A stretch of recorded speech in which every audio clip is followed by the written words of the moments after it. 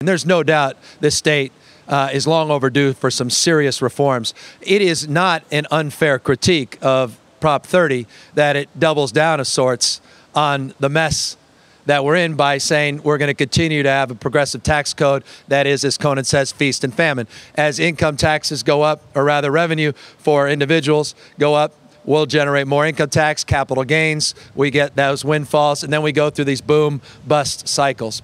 And that's a struggle for those that believe that it's long overdue for some serious reform, because we still tax the old economy as it relates to an industrial frame where really we're a service economy now. And so the idea of lowering the overall tax rate on sales tax and expanding its universe of what you tax is what Conan's referring to. I'll give you just one quick example. If you've ever golfed and you buy golf balls, you get charged sales tax. But if you get that round of golf that you buy, you're not charged a sales tax. So you question, well, who decided that?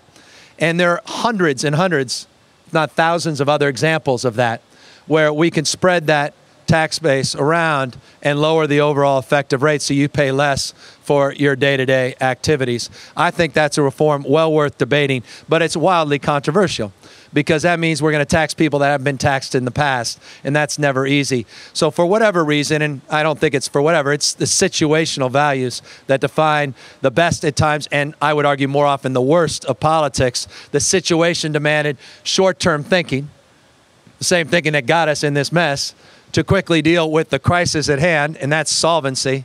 So we said this was the easiest tact because this is what we think the voters will do.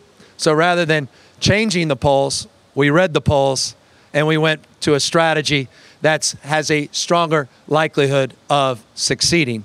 The question is, if it doesn't succeed, will that at least be the moment where we can pause and reflect and suggest that we need a pattern interrupt, as they say in psychology, and start doing things dramatically differently in this state and start reforming some of this mess that we're in as it relates to going back to some of these old ideas that may have been good 10, 15, 20 years ago, but no longer are relevant to the world we're living in.